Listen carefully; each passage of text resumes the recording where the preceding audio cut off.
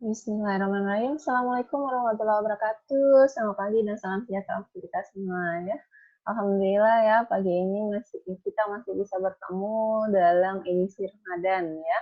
Nah, semoga hari ini dalam keadaan sehat ya, tidak kurang satu apapun dan tentunya berpuasa bagi yang menjalankannya ya. Nah, sebelum kita mulai perkuliahan seperti biasa, marilah kita berdoa dimanapun kita berada ya, menurut kepercayaan kita masing-masing ya. Silahkan berdoa ya. Nah, untuk sistem kehadiran seperti biasa, silakan membuatkan list namanya masing-masing ya pada grup yang sudah kita sediakan ya. Nah, untuk pengisian daftar kehadiran maksimal diberikan waktu selama 15 menit ya sebelum kita mulai atau kita masuk ke dalam materi perkuliahan pertemuan ketiga hari ini ya. Nah, pada pertemuan sebelumnya kita sudah membahas tentang enzim dan koenzim ya. Nah, pada pertemuan hari ini, kedua kata atau kedua istilah tersebut akan ikut dalam materi hari ini ya. Nah, sebenarnya materi hari ini adalah materi pembuka untuk materi di minggu-minggu atau di materi berikutnya ya. Nah, karena apa? Karena pada materi ini hanya akan dibahas istilahnya bagian kulit-kulitnya saja ya untuk mengetahui apa yang akan kita pelajari pada materi selanjutnya ya. Nah, baiklah Ibu tidak akan perpanjang pembukaan kita tentang materi hari ini. Materi kita hari ini berjudul proses oksidasi biologi dan senyawa berenergi tinggi ya. Nah, dalam kehidupan sehari-hari mungkin sudah biasa mendengar kata oksidasi. Misalnya kita menaruh makanan, ya makanannya teroksidasi, warnanya pun menjadi hitam ya. Atau pernah mendengar besi yang kena air hujan yang terus-menerus akhirnya dikatakan besi mengalami oksidasi. Atau pernah makan ikan bakar, ayam bakar yang warnanya hitam, nah itu juga mengalami proses oksidasi ya. Atau pernah lewat di tumpukan sampah yang menimbulkan bau. Nah, bau itu adalah hasil dari oksidasi sampah-sampah tersebut oleh mikroorganisme ya. Nah, itulah proses-proses oksidasi yang banyak di lingkungan yang kita lihat di lingkungan kita ya. Nah, untuk oksidasi misalnya dalam kehidupan sehari-hari ya. Coba kalian bandingkan gambar Ibu ya. Satu buah apelnya masih bagus. Seperti buah apel yang baru masih dikupas ya. Yang sebelahnya buah apelnya sudah berwarna coklat ya. Nah, sudah diberikan keterangan bahwa yang buah apel masih bagus adalah buah apel yang belum teroksidasi. Sedangkan yang sudah teroksidasi itu yang berubah warna menjadi coklat. Kenapa dia berubah warna menjadi coklat? Pernahkah kalian membaca atau pernahkah kalian mencari tahu kenapa apel atau buah-buah yang lainnya yang mudah teroksidasi setelah dikupas dibiarkan di tempat terbuka warnanya akan berubah menjadi coklat. Kenapa? Nah, itu karena zat-zat kimia yang ada pada makanan tersebut, contohnya dalam kita contohkan ini adalah, terutama yang kita contohkan ini adalah pada apel ya. Nah, zat-zat kimia pada apel, yaitu terutama fenol ya, atau alkoholnya ya, bereaksi dengan oksigen di udara. Oksidasi asal katanya oksigen ya. Nah, karena fenol tadi bereaksi dengan oksigen yang ada di udara, akhirnya fenol pun mengalami perubahan menjadi melanin ya. Nah, seperti yang sudah kalian tahu bahwa melanin itu adalah zat warna, contohnya pigmen pada kulit ya, yang menyebabkan warna kulit itu menjadi gelap, coklat, ataupun kehitaman ya. Nah, oleh karena itu, senyawa fenol yang sudah bereaksi dengan oksigen di udara tersebut yang menjadi melanin menyebabkan warna pada buah yang teroksidasi khususnya ya, itu akan menjadi warna coklat atau hitam kegelapan ya. Nah, dari contoh ini mungkin sudah paham ya bahwa oksidasi artinya terjadi reaksi pada suatu zat dengan oksigen ya. Nah, itu adalah pengertian oksidasi pertama yang dilakukan oleh para peneliti ya, bahwa kalau zat itu mengikat dengan oksigen itu dinamakan zatnya mengalami oksidasi ya. Nah, kalau dalam kimia, contoh zat yang mengikat dengan oksigen itu adalah seperti kalsium yang mengikat oksigen ya dalam tubuh kita ya. Nah, awalnya kalsium dan oksigen adalah merupakan molekul-molekul atau senyawa yang bebas ya. Nah, senyawa yang bebas ini ketika dia berikatan, ketika kalsium mengikat oksigen bebas, maka jadilah kalsium oksida ya. Nah, dikatakanlah si kalsium mengalami oksidasi ya. Nah, lawan dari oksidasi adalah reduksi ya. Yaitu kalau oksidasi melepaskan maka reduksi, kalau oksidasi mengikat maka reduksi adalah melepaskan ya. Artinya di sini bahwa suatu zat yang sudah memiliki oksigen melepaskan oksigen yang dia miliki ya. Contohnya adalah besi 3 oksida ya. Nah, pada besi 3 oksida ini dia memiliki 3 oksigen. Nah, setelah dia bereaksi dengan karbon, dia melepaskan oksigen yang dia miliki ya. Seperti pada gambar reaksi ini ya. Akhirnya dia menjadi besi plus karbon dioksida ya. Nah, itu adalah contoh dari reduksi. Nah, oksidasi dan reduksi ini adalah proses kimia yang berlawanan ya. Nah, ini adalah contoh lainnya yaitu besi mengikat oksigen ya. Jadilah dia besi 3 oksida. Kemudian ada contohnya tembaga 2 oksida ya. Yang awalnya tembaga memiliki oksigen, kemudian dilepaskan oksigen yang dia punya, dan jadilah dia molekul tembaga dan air ya. Nah, ini adalah pengertian awal dari oksidasi dan reduksi yang ditemukan oleh para peneliti ya. Namun pengertian ini terus berkembang sehingga dihasilkanlah pengertian berikutnya bahwa oksidasi tersebut adalah pelepasan elektron dari suatu zat ya. Atau dengan lepasnya elektron ini menyebabkan kenaikan bilangan oksidasi suatu partikel ya. Lawannya reduksi. Jika oksidasi melepaskan elektron, maka reduksi adalah mengikatkan elektron dari suatu zat ya, atau menurunkan bilangan oksidasinya ya. Nah, kita akan tinjau bagaimana pelepasan elektron dan penurunan atau kenaikan bilangan oksidasi ini ya. Nah, berikut contohnya. Ketika suatu atom berdiri sendirinya, maka atom tersebut tidak bermuatan ya, karena proton dan elektronnya adalah sama, seperti yang sudah kita bahas pada pertemuan pertama ya. Nah, ketika dia sudah berbentuk ion, maka dia akan bermuatan ya. Nah, seperti pada gambar kita, seperti pada contoh yang sudah dibuatkan ya, natrium ketika dia berbentuk dalam atom, kalsium ketika dia berbentuk dalam atom, dia tidak bermuatan.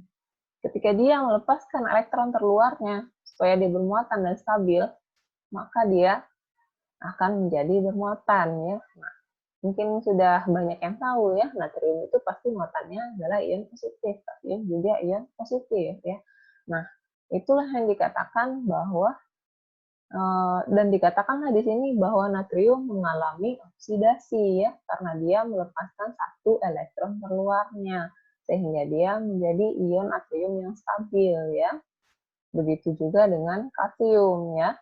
Nah, apa lawan dari proses oksidasi? Contohnya adalah pada atom klorin dan oksigen ya. Nah, pada atom klorin agar dia stabil, dia harus mengikat satu elektron ya. Bagaimana cara dia mengikat satu elektron? Dengan mengambil elektron lainnya ya. Misal kalau dia bereaksi dengan atom lainnya ya. Nah, agar dia stabil, dia ikat satu elektron. Entah itu elektron dari mana dia ikat ya. Kemudian jadilah dia dalam keadaan stabil. Itulah kejadian pada klorin ya. Begitupun dengan oksigen. Oksigen kalau dia dalam bentuk atom, dia juga tidak bermuatan.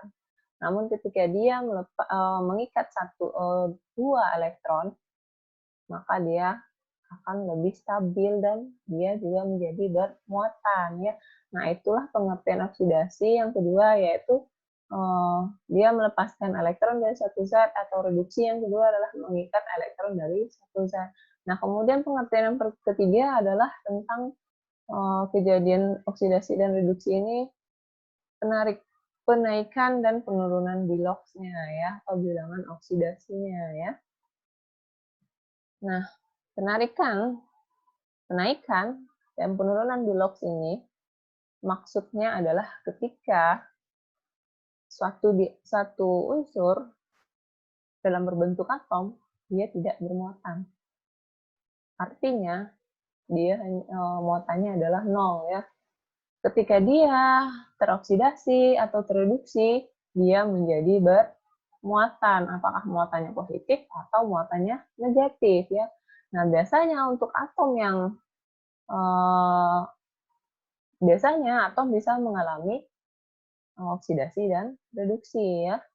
Nah, pada atom yang harus melepaskan elektronnya, akhirnya dia menjadi suatu molekul yang bermuatan, khususnya bermuatan positif, dia dinamakan mengalami oksidasi ya. Nah, di sini yang dimaksud mengalami oksidasi, yang awalnya dari atom itu yang muatannya 0, ketika dia melepaskan satu elektron, dia jadi bermuatan positif, artinya dia dari 0 ke positif 1, dia mengalami kenaikan. Kenaikan apa? Kenaikan biloxnya, makanya dia dikatakan sebagai proses oksidasi. Nah, berbeda dengan kejadian dia mengalami reduksi ya. Ketika satu atom, dia lebih stabil ketika dia bermuatan negatif. Maka ketika muatannya awalnya 0, menjadi turun menjadi negatif, maka itu dikatakan dia mengalami penurunan dalam bilangan oksidasinya. Dan dia juga mengikat satu elektron agar dia dan mengikat satu elektron atau lebih agar dia menjadi stabil. Nah, itulah dikatakan dia mengalami reduksi ya. Nah, itulah bedanya antara reduksi dan oksidasi dari pengertian yang ketiga ya, terkait biloxnya ya. Nah, contohnya pada kejadian kalsium yang mengikat oksigen tadi ya. Kalsium memiliki elektron terluar, yaitu kelebihannya 2 ya. Untuk stabil dia harus menjadi kelipatan dari 4 ya, bisa 4, bisa 8 ya. Nah, akhirnya kalsium pun melepaskan 2 elektronnya tersebut agar dia stabil ya. Nah, ketika dia melepaskan elektronnya tersebut, awalnya dia tidak bermuatan 0, akhirnya dia jadi bermuatan 2. Dia mengalami peningkatan bilangan oksidasinya. Jadi dikatakan di sini adalah kalsium mengalami oksidasi ya, terbukti dengan kenaikan biloxnya. Kemudian oksigen. Oksigen, elektron terluarnya agak stabil juga seperti itu ya. Nah, dia pun mengikat 2 elektron terluarnya agar elektron terluar tersebut stabil ya, atau agar dia menjadi stabil ya. Nah, karena dia mengikat kebutuhannya 2 lagi atau dia kurang 2 lagi, awalnya dia yang tidak bermuatan dalam bentuk atom atau 0 muatannya menjadi berkurang menjadi 2. Karena berkurang, akhirnya dia mengalami penurunan bilangan oksidasi ya. Nah, ketika dia mengalami penurunan bilangan oksidasi, dikatakanlah suatu zat tersebut mengalami reduksi ya. Nah, itulah perbedaan dari proses oksidasi dan reduksi ya. Apabila oksidasi tadi melepaskan elektron ya, atau mengikat dengan oksigen pengertiannya, atau terjadinya penaikan bilangan oksidasi. Nah, sebaliknya pengertian reduksi adalah pengikatan satu elektron atau lebih ya pada satu zat, kemudian pelepasan zat tersebut dari oksigen ya, kemudian penurunan bilangan oksidasi dari suatu zat atau partikel ya, atau suatu unsur ya. Nah, itulah perbedaannya ya. Nah, dalam reaksi biologis yang berfungsi sebagai elektron itu adalah ion hidrogen ya, atau H+ ya. Nah, dia berfungsi sebagai hidrogen karena dia menyimpan kandungan energi tinggi yang didapatkan dari zat-zat nutrisi yang kita makan ya. Nah, jadi pada bahasan nanti akan banyak kata-kata bahwa ion hidrogen itu berfungsi sebagai elektron ya. Yang kedua, kita akan masuk pada struktur dan fungsi organel mitokondria. Nah, pada materi ini kenapa kita membahas organel mitokondria? Karena mungkin sudah banyak yang tahu bahwa organel mitokondria ini adalah organel yang sangat penting sekali dalam reaksi kimia di dalam tubuh ya. Kenapa dia penting? Karena organel ini adalah tempat proses dihasilkannya energi di dalam tubuh kita ya. Kalau tidak ada mitokondria di dalam tubuh, maka zat-zat makanan tidak bisa dikonversi menjadi energi di dalam tubuh ya. Dan sebenarnya ada bentuk energi lain di dalam tubuh, cuma bentuk energi yang dihasilkan dari mitokondria adalah bentuk energi yang mudah diproses langsung oleh tubuh kita ya. Nah, bagaimana struktur dari mitokondria ini? Seperti pada gambarnya sudah terlihat bahwa ada membran luarnya yang membungkus isi dalam dari mitokondria. Apa fungsinya membran luar? Sama seperti fungsinya membran plasma ya, melindungi bagian dalam dari isi mitokondria. Selain itu, dia merupakan jalur transportasi ya, mengatur keluar masuk zat yang boleh dan zat yang tidak boleh ya. Nah, pada membran luar ini dia mengandung protein transfer yang disebut dengan protein integral porin ya. Nah, protein ini bisa memasukkan zat-zat berukuran besar seperti glukosa ya yang ukurannya sampai 50 dalton ya. Nah, itulah fungsi dari membran luarnya ya.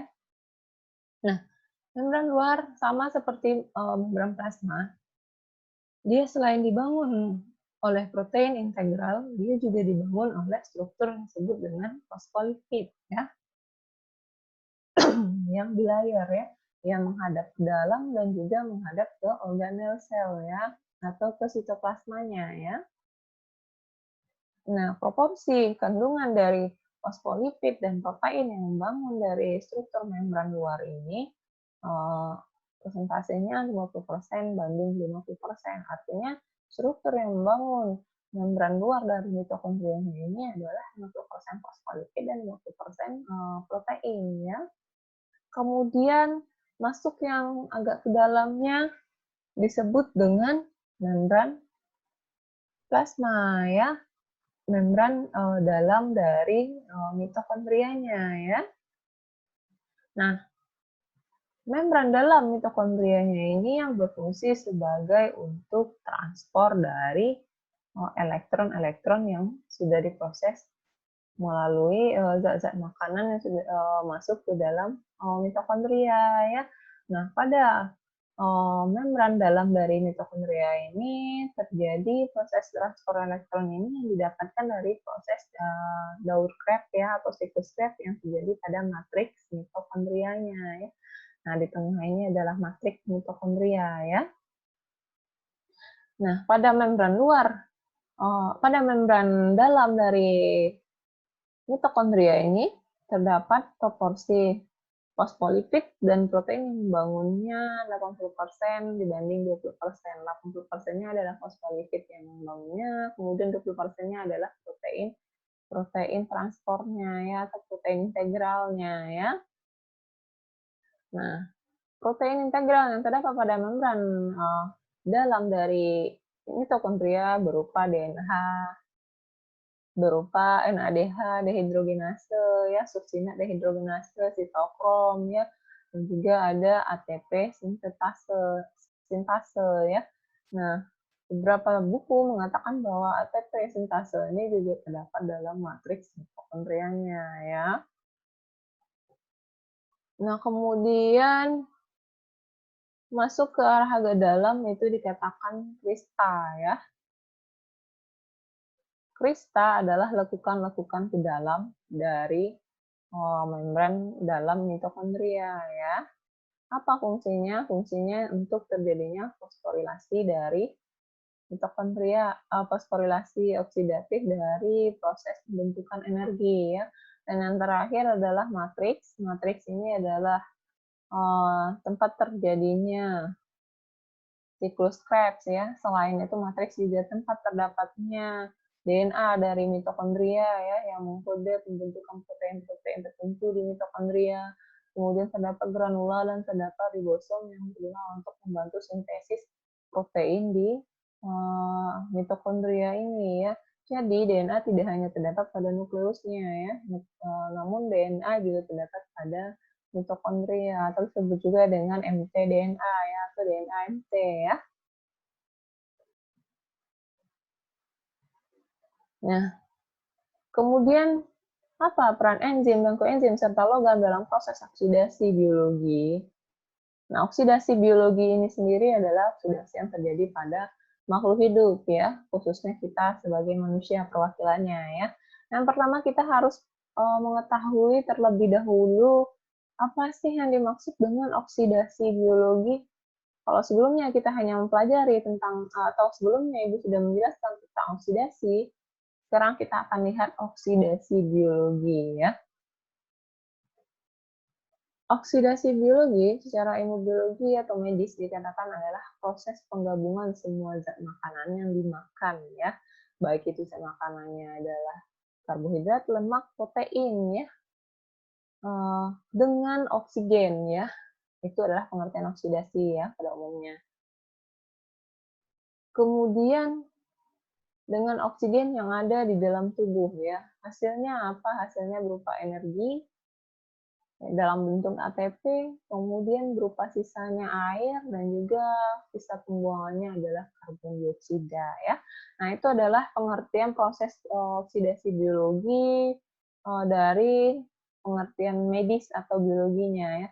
Lalu juga ditinjau dari kimia, pengertian dari oksidasi biologi sendiri adalah dehidrogenasi substrat yang diikuti oleh pengangkutannya ke aseptor terakhir ya, yaitu oksigen melalui sitokrom ya, dan juga enzim sitokrom oksidase ya, dan kemudian diberikanlah ke asetor terakhirnya yaitu oksigen ya.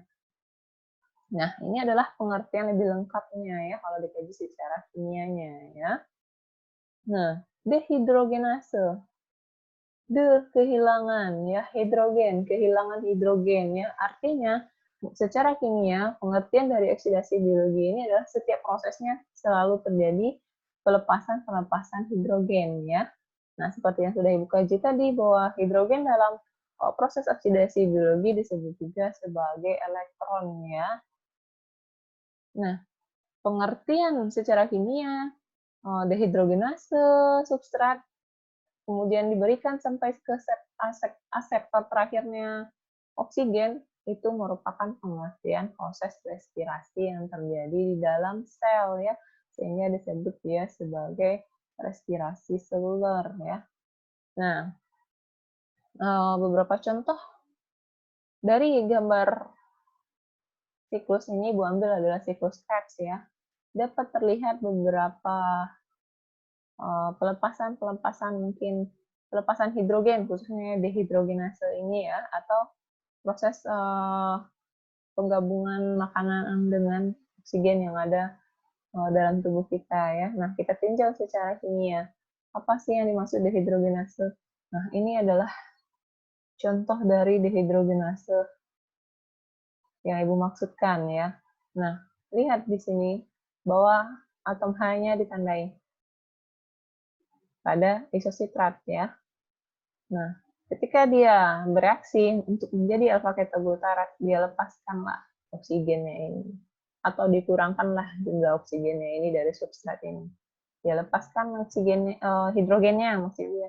Dia lepaskan hidrogennya dari isositrat. Nah, dengan lepasnya hidrogen yang diterima oleh koenzim nikotinat adenin, kemudian akhirnya dia kehilangan 2 hidrogen. Nah, inilah yang disebut dengan dehidrogenasi ya. Jadilah dia substrat berikutnya alfa ketoglutarat ya. Nah, ini bedanya ya.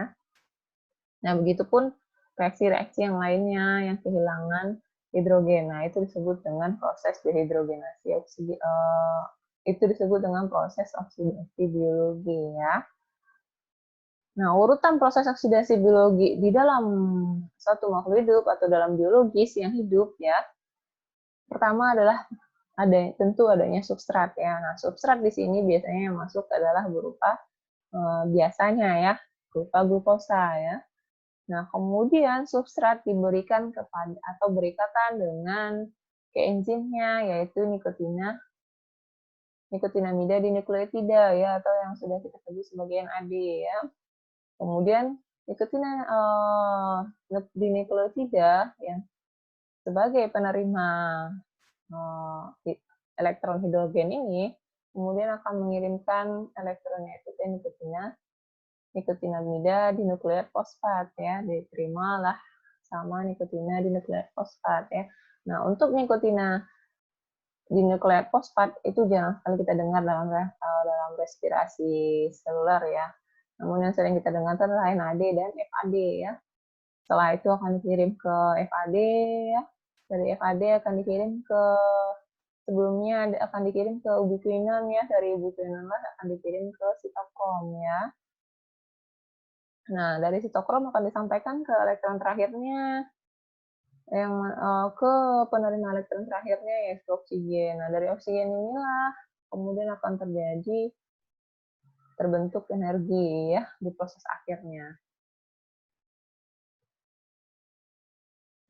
Nah, 3 proses utama yang berperan dalam reaksi oksidasi ini adalah glikolisis, siklostrep, dan fosforilasi dan transport elektron ya. Nah, pada glikolisis oksidasi terjadi pada glukosa-glukosa sehingga membentuk asam piruvat ya. Nah, pada siklus Krebs itu juga glikolisis terjadi oksidasi biologi dimulai dari asam piruvat yang masuk ke dalam daur Krebs ini diubah sehingga menghasilkan nanti hasil akhirnya adalah NADH dan NaPH, NaH ya. Nah, hasil akhirnya inilah akan masuk ke fosforilasi oksidatif. Artinya, hidrogen yang dimiliki oleh NADH dan NADH itu akan difosforilasi atau akan dioksidasi ya, sehingga hidrogennya lepas dan membentuk energi ya atau ATP ya. Kemudian enzim apa saja yang berperan di dalam proses oksidasi biologi? Ini ada 4 kelompok enzim utama yang berperan dalam oksidasi biologi. Yang pertama oksidase ya, kemudian dehidrogenase, hidroperoksidase, dan oksigenase ya. Sedangkan untuk koenzimnya ada nikotinamida, adenin dinukleotida atau NAD yang Ibu sebutkan, kemudian FAD ya, kemudian ada koenzim dan ada sitokrom ya. Nah, untuk kofaktornya atau ion logamnya ya ada berupa magnesium yang nanti akan diikat oleh ATP ya. Kemudian ada Fe dan sulfur dan Cu dan MO ya. Nah, ini akan bekerja pada saat fosforilasi oksidatif ya. Nah, kita akan kaji peran masing-masingnya. Yang pertama adalah peran enzim. Yang pertama enzim oksidase, gunanya untuk mengkatalis hidrogen yang ada pada substrat ya. Dengan hasil akhirnya adalah air dan hidrogen peroksida ya. Nah, pada oksidase ini adalah enzim yang berfungsi juga sebagai akseptor dari elektron ya, atau disebut juga dengan akseptor hidrogen ya. Contohnya adalah sitokrom C oksidase. Nah, bagaimana proses kimianya? Bagaimana proses sitokrom ini memperoleh atau memperoleh ion hidrogen atau elektron hidrogen ini ya, akan kita bahas pada pertemuan berikutnya ya. Kemudian yang kedua adalah dehidrogenase, yaitu memindahkan ion hidrogen dari satu substrat ke substrat yang lain. Nah, bedanya dengan oksidase, oksidase mengkatalis ion hidrogen dan diserahkan kepada akseptor terakhirnya, yaitu oksigen ya. Sedangkan dehidrogenase itu memindahkan ion hidrogen dari satu substrat ke substrat berikutnya, seperti yang sudah Ibu contohkan di rantai siklus Krebs sebelumnya ya. Kemudian yang ketiga adalah hidroperoksidase. Nah, mungkin sudah pernah dengar peroksidase lipid, benar ya. Sorry ya. Enzim hidroperoksidase ini berfungsi pada peroksidase lipid ya, khususnya pada membran ya. Nah, untuk enzim hidroperoksidase ini terbagi dua, peroksidase dan katalase ya. Nah, untuk peroksidase sendiri melindungi membran ya dari masuknya peroksida ya, dia memecah peroksida yang masuk sehingga dia tidak menjadi racun di dalam sel ya. Yang kedua adalah katalase, khusus memecah peroksida yang ada di dalam hati, darah, ginjal, sumsum tulang, dan di tempat yang lainnya ya. Dan yang terakhir enzim oksigenase berasal dari kata oksigen adalah mengkatalis penyatuan oksigen ya dengan substrat dan juga untuk mensintesis dan menguraikan berbagai senyawa ya. Nah, inilah 4 enzim utama yang berperan dalam proses oksidasi secara biologi ya. Nah, kita akan tinjau selain enzim adalah koenzimnya ya. Nah, koenzim sendiri seperti yang sudah kita bahas berfungsi sebagai penahan panas ya. Tempat berikatnya bagian tempat berikatnya satu senyawa dan satu enzim dengan substratnya ya. Nah, pertama adalah koenzim NAD dan FAD. Adalah koenzim yang menerima elektron atau atom hidrogen ya yang dilepaskan substrat ya.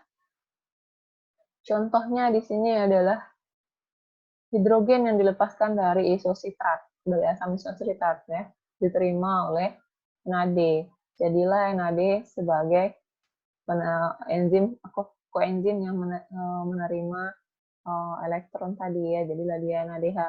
Selain itu juga ada FADH ya, seperti atom hidrogen yang dilepaskan dari suksinil, asam suksinat yang dilepaskan 2 ya, akan ditangkap oleh FAD ya. Nah, kemudian dia akan menjadi FADH2 ya.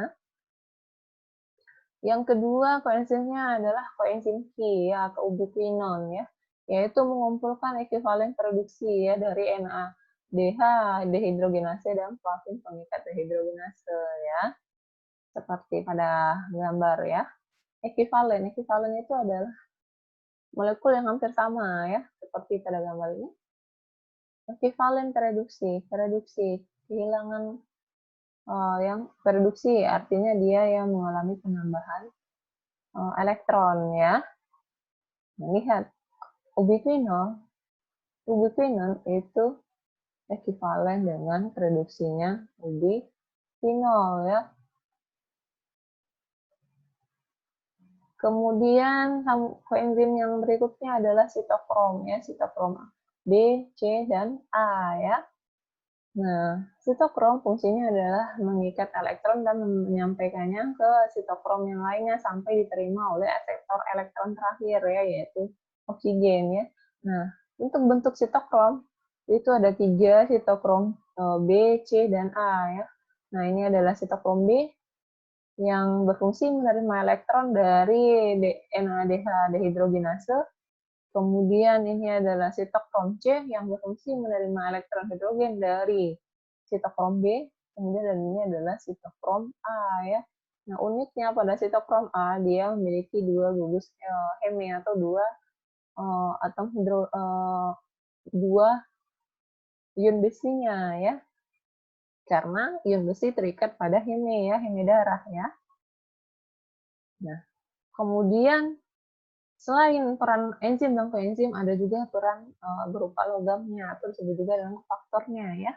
Nah, logam yang sudah seperti kita bahas ada logam besi, ada sulfur, ada tembaga ya, ada mangan ya. Nah, ini berfungsi pada saat dia transfer elektron ya. Dan juga fosforilasi oksidatif ya. Nah, besi dan sulfur dia menerima elektron dari FADH2 ya dan menyerahkannya kepada ubiquinon ya. Ini adalah proses terjadi pada transfer elektron. Kemudian besi pada sitokrom menerima elektron yang dilepaskan dari ubiquinon tersebut untuk disampaikan ke sitokrom yang lainnya ya. Nah, lalu apa hubungannya rantai respirasi yang sudah kita bahas atau singgung sedikit tadi? Ada glikolisis, ada siklus Krebs, transport elektron, fosforilasi dengan senyawa fosfat berenergi tinggi ya. Nah, di sini bahwa fosfat kalau dia berdiri sendiri berupa atom, apapun itu yang berupa atom, dia tidak bermuatan ya, karena proton dan elektronnya sama ya. Lalu kapan dia bermuatan dan dinyatakan berenergi tinggi? Ketika dia memiliki ikatan pirufosfat ya, artinya fosfat dengan fosfat lain yang berikatan ya. Nah, kita akan lihat hubungan rantai respirasi dengan senyawa fosfat berenergi tinggi ini ya. Nah, rantai respirasi berguna untuk menghasilkan senyawa fosfat berenergi tinggi yang digunakan sebagai sumber utama energi di dalam tubuh. Apa bentuk energi ini? Adalah bentuk ATP ya. Nah, ATP di sini dinyatakan senyawa fosfat berenergi tinggi ya. Nah, dalam rantai respirasi, senyawa fosfat berenergi tinggi ini berbentuk adanya trifosfat yang dihasilkan di akhir transfer elektron atau di setiap akhir proses oksidasi biologi yang terjadi dalam tubuh seperti pada siklus Krebs-nya juga menghasilkan ATP, kemudian pada glikolisisnya juga menghasilkan ATP ya. Nah, semua energi bebas yang didapat dari makanan, baik itu lemak, karbohidrat, protein, dikatabolisme ya, atau dihancurkan menjadi struktur yang lebih kecil lagi ya. Kemudian bentuk energi bebas ini disimpankan di dalam bentuk ATP ya setelah melalui beberapa tahapan ya. Tahapannya yang sudah kita bahas. Bahwa pada tahap glikolisis, semua zat makanan yang masuk ke dalam tahap glikolisis, khususnya golongan karbohidrat, itu akan diproses menghasilkan asam pirufat dan juga ATP ya. Kemudian asam pirufat masuk ke reaksi antara dan kemudian dia masuk ke dalam siklus Krebs ya. Nah, pada siklus Krebs ini juga dihasilkan ATP ya atau energinya ya. Dan konsentrasi energi terbesar adalah setelah dia mengalami transfer elektron ya. Nah, oleh karena itu rantai respirasi berhubungan dengan pembentukan senyawa fosfat berenergi tinggi karena rantai respirasi fungsinya menghasilkan senyawa fosfat berenergi tinggi ini ya atau fungsinya adalah memproses semua senyawa atau semua zat makanan yang berbentuk energinya masih bebas ke dalam penyimpanannya yaitu berbentuk fosfat yang berenergi tinggi ya.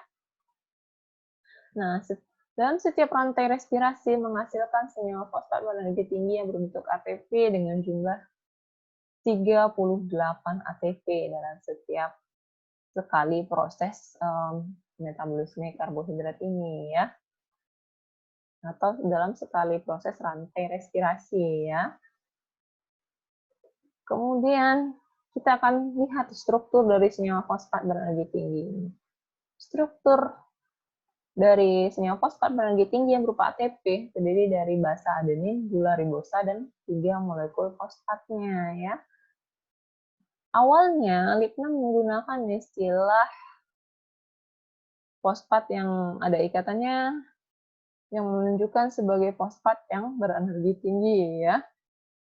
Kemudian dia juga menemukan bahwa hanya fosfat yang berikatan dengan fosfatlah yang memiliki energi tinggi atau ikatan pirofosfat yang sudah bilang tadi ya. Ketika fosfat tidak berikatan dengan fosfat lainnya, dia tidak dikatakan dalam fosfat berenergi tinggi ya. Oleh karena itu, dalam satu ATP, dia hanya memiliki satu ikatan pirofosfat ya, atau disebut juga dengan ikatan anhidridanya ya. Nah, ikatan anhidridanya inilah yang kaya dengan energi ya. Sedangkan ikatan fosfat dengan gugus lain, dalam hal ini adalah fosfat dengan adenin, itu hanya merupakan ikatan berenergi rendah ya, dan di sini dia berupa ikatan ester ya.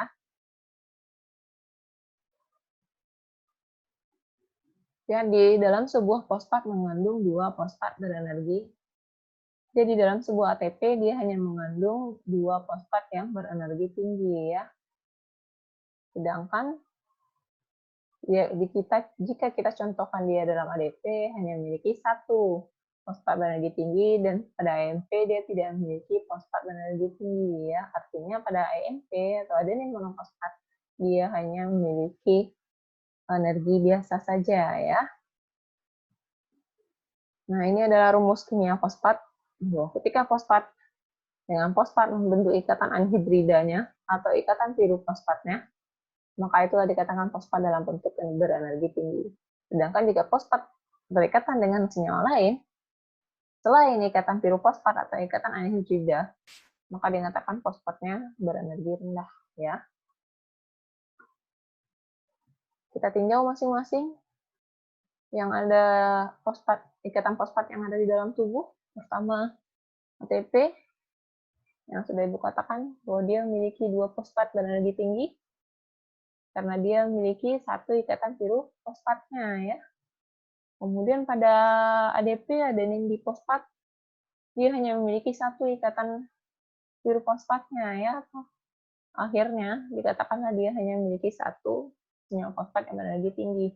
Sedangkan pada monofosfat tidak ada fosfat yang berikatan dengan fosfat lain. Akhirnya dikatakanlah fosfatnya berenergi rendah karena hanya memiliki ikatan ester saja ya. Nah, ini adalah tabulasi pelepasan energi dari fosfat ya. Ketika adenin trifosfat yang memiliki 3 fosfat melepaskan 1 fosfatnya menjadi adenin difosfat, dia sebenarnya melepaskan 30,5 kilojoule energi yang dia punya ya. Begitupun selanjutnya ke bawah-bawahnya adalah adenin difosfat. Ketika dia menjadi adenin monofosfat, dia melepaskan 1 fosfat berenergi tingginya, dia juga melepaskan 30,5 ya. Kemudian ketika adenin trifosfat menjadi adenin monofosfat, dia melepaskan 2 fosfat organiknya, dia kehilangan. Ketika dia melepaskan 2 fosfatnya, dia melepaskan energi sebesar 40,6 ya.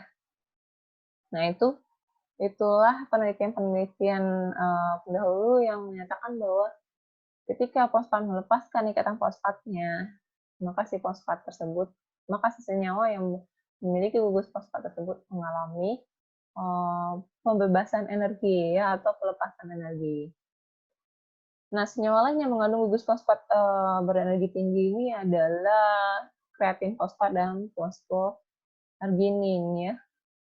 Kreatin fosfat seperti rumus kimianya seperti ini ya. Dia memiliki 1 fosfat sehingga dia dikatakan berenergi tinggi. Kapan dia digunakan?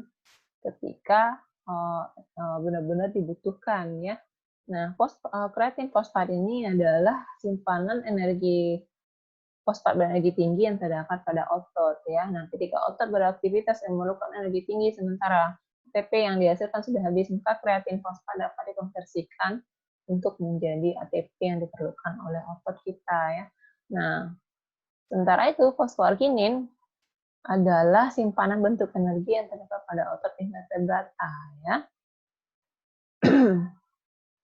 Nah, senyawa lain yang mengandung fosfat berenergi tinggi ada fosfoguanidin, tioester, anhidrida asam fosforik, guanin, nesifidin ya, bisa dibaca sendiri, ada ATP, UTP, GTP ya, yang berfungsi nanti dalam siklus Krebs ya, dan yang lainnya ya. Kemudian setelah kita tinjau bahwa rantai respirasi terlibat dalam oksidasi biologi, kemudian kita akan lihat oksidasi dari hidrogen yang ada dalam mitokondria ya. Nah, oksidasi dari hidrogen yang ada dalam mitokondria itu dimulai sejak siklus Krebs ya, sampai terjadinya transport elektron dan fosforilasi ya. Nah, untuk di sini Ibu akan jelaskan pada transport elektronnya ya, karena dalam hal inilah proses oksidasi hidrogen sangat berperan ya, seperti pada gambarnya ya. NADH yang sudah dihasilkan dari proses siklus Krebs yang terjadi pada matriks mitokondria, kemudian hidrogen yang tersimpan dalam NADH ini akan mengalami oksidasi, artinya hidrogennya akan dilepaskan ya. Dilepaskan, kemudian diterima oleh enzim dehidrogenase. NADH dehidrogenase kemudian disampaikan kepada sitokrom ya. Sitokrom nanti akan melemparkan hidrogen elektron hidrogen ini ke sitokrom berikutnya ya.